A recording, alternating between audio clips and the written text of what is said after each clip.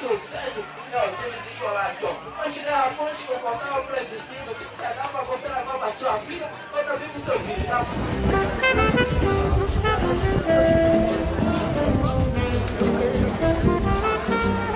Um bairro plural, por onde circula grande parte da movimentação econômica de Belém. Liquidação, sal de balanço, vem pra moda show, que eu sei que ainda tem grana aí pra gastar, gente. Essa característica vem desde o século XIX.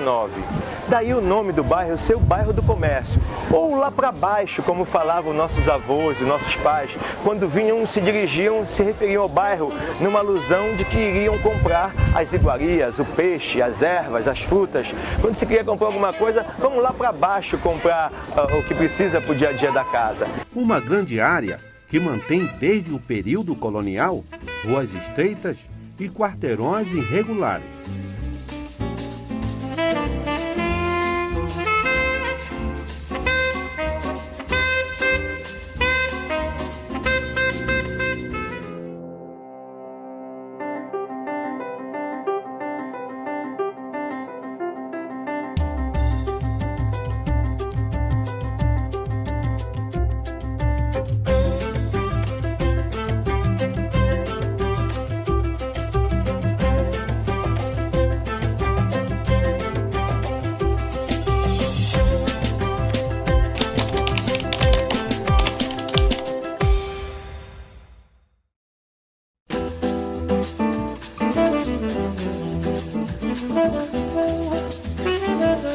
Após a ocupação de Belém em 1616, a cidade começou a expandir através de doação de terras para colonos portugueses e ordens religiosas. Assim, a Ordem dos Capuchos de Santo Antônio construiu em 1626 um prédio. Na época, passou a ser o primeiro prédio do bairro. A área ficava próximo à Praia da Campina, região onde também foi aberta a primeira grande avenida de Belém. Era a Rua da Praia, hoje 15 de novembro.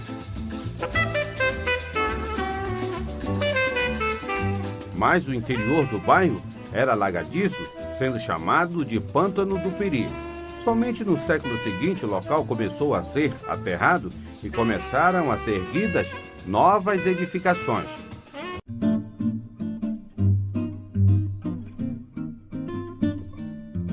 Hoje, o bairro ostenta alguns de nossos maiores cartões postais. Aqui que a gente vai ver diversas edificações ainda de um período assim, glorioso, vamos dizer, de arquitetura. Não que não vivemos agora, mas assim, acho que já teve uma coisa bem forte. Muito em função do porto, muito em função da história da cidade que vem se construindo a partir desse lugar, né, desse centro geográfico mesmo da cidade. O complexo do Ver-o-Peso, o mercado de ferro e a estação das docas são espaços que não podem ficar fora do roteiro turístico do bairro. São as duas maiores riquezas, eu quero crer, de Belém, são as suas belezas naturais e o patrimônio histórico granjeado ao longo desses 400 anos. Eu acho que qualquer projeto turístico, na verdade, que envolva a nossa capital, tem que passar necessariamente pelo patrimônio histórico, pela valorização do nosso patrimônio histórico, pela valorização dos prédios históricos, da mesma forma como é feito em muitas capitais. Durante a cabanagem, o bairro foi palco do embate dos mercedários, ocorrido na área onde hoje fica a Igreja das Mercês.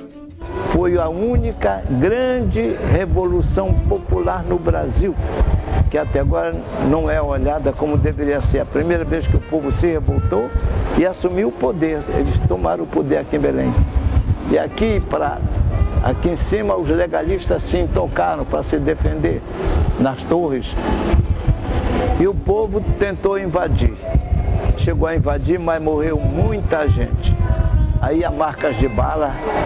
Então essa igreja é histórica e fala do passado sangrento desta cidade. A igreja é outra obra de Lande, que também deixou no bairro a igreja de Santana, a do Rosário e a Capela Bom Jesus dos Passos.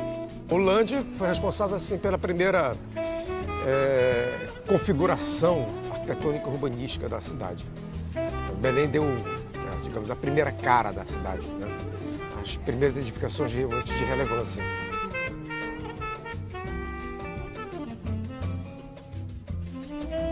A Campina também abrigou a primeira comunidade judaica da Amazônia. A primeira comunidade contínua é aqui em Belém do Pará. Os judeus que vieram do norte da África, falavam espanhol, uma boa parte deles, parecido com português. Então, no início do século XIX, foram chegando e estabeleceram a primeira comunidade e o primeiro cemitério israelita do Brasil. Aqui foi fundada a sinagoga Eixon Abraham em 1824. Até hoje, a cultura milenar é preservada e repassada a novas gerações. A gente mantém uma pequena escolinha para ensinar nossas crianças e assim manter de geração em geração esse conhecimento da religião judaica. Kadosh, Kadosh, Kadosh, Adonai Sevot Haaretz Kevodó. Apesar de ser o segundo bairro mais antigo de Belém, o bairro da Campina concentra o maior número de imóveis históricos da capital paraense, abrigando centenas de casarões e sobrados que datam dos séculos XVIII e XIX. Mas ao longo dos outros séculos, fomos tendo grandes estruturas implantadas. Na verdade, nós fomos tendo objetos arquitetônicos, objetos urbanísticos, uma estrutura viária, uma malha urbana que passou a ser marcante, característica mesmo, de vários períodos. Campina ainda é o bairro com maior número de praças na capital. E é aqui que realmente tem todas as grandes praças da cidade. Tem a Valdemar Henrique, tem a Praça dos Estivadores, tem a Praça Pedro Teixeira, tem a Praça do Relógio e a principal delas é a Praça da República, onde a gente vem passear com nossos cachorros, onde vem encontrar os amigos, onde vem fazer manifestação, onde tem as passeatas. É a Praça da República, são as praças de Belém, é aqui no bairro da Campina, tudo aqui tem. Desativado em 1880, o cemitério da Soledade foi tombado pelo IPHAN em 1964. O cemitério é outro bem de valor histórico e cultural imensurável. O cemitério da Soledade, na verdade, é um museu a céu aberto, né? É um dos museus históricos do Brasil. O bairro tem ainda o Cinema Olímpia, o mais antigo em funcionamento no Brasil, construído em 1912. Uma janela que hoje oferta produções nacionais e filmes de arte gratuitas para a população, né? E mais ainda, ele surgiu a partir de um mérito de uma articulação da sociedade civil. Os primeiros prédios de apartamentos também foram construídos aqui. O mais famoso é o edifício Manuel Pinto da Silva. É um prédio, para a época, muito audacioso, construído pelo português Manuel Pinto da Silva, que trouxe quase todo o material de construção de Portugal. Para a época era um lançamento ultramoderno.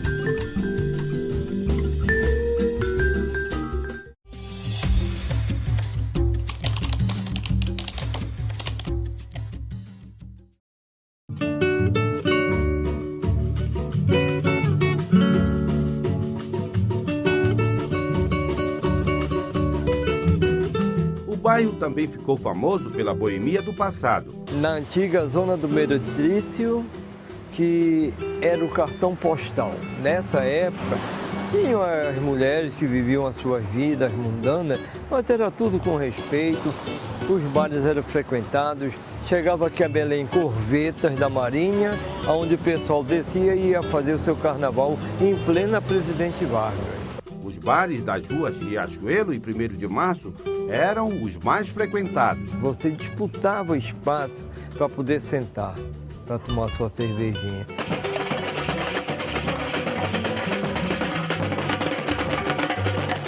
O samba também faz parte da história recente do bairro. Entre 1953 e 1975, a Universidade de Samba Boêmios da Campina ganhou 15 títulos. A Universidade de Samba Boêmios da Campina surgiu no dia 1º de março de 1950, a partir de uma dissidência que houve do Bloco Tá Feio. O pessoal vieram do bairro da Campina, uniram as forças aqui com o seu José Peixoto da Costa, daí deu início à grande escola, que foi considerada uma das maiores escolas de samba do estado do Pará. Um fato marcante ocorreu em 1962.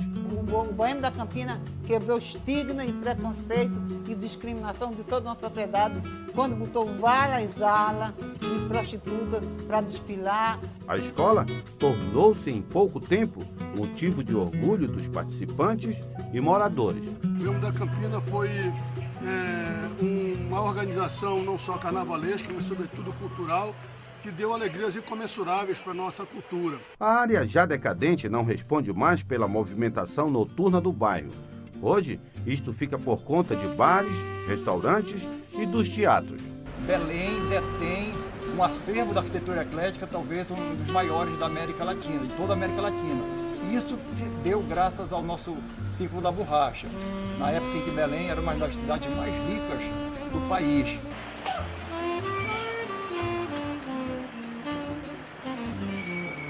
O fato de ser um bairro portuário, a Campina foi determinante na economia municipal. Junto com a Cidade Velha, formam o Centro Histórico de Belém, que foram tombados em 2011 pelo IPHAN.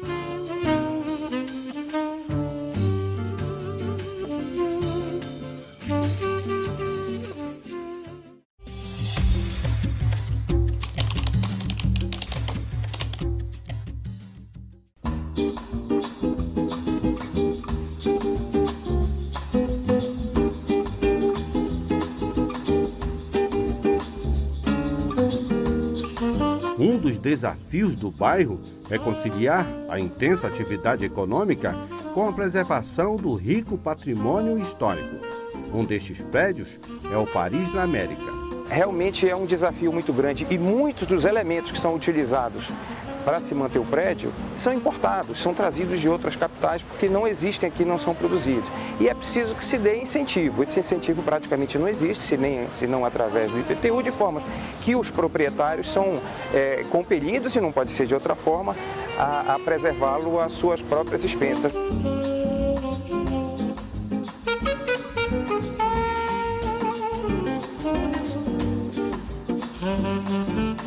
O uso destes prédios para fins comerciais causam modificações que descaracterizam essas edificações seculares.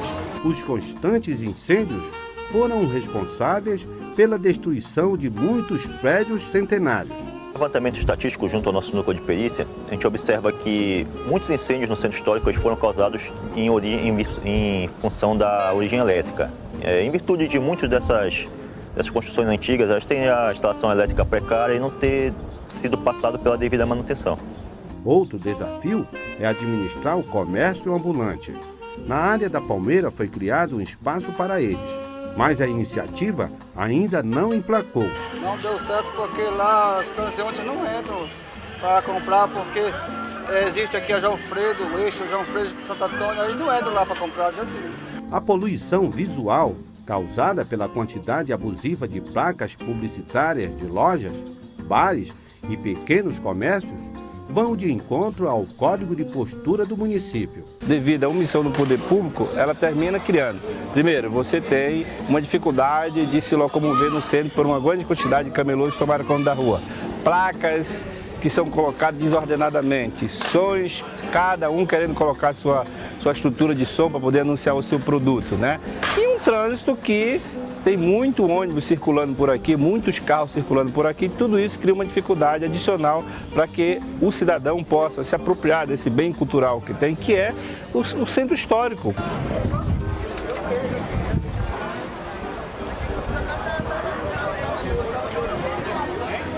O descaso das autoridades contribui ainda mais para a depredação da memória da cidade.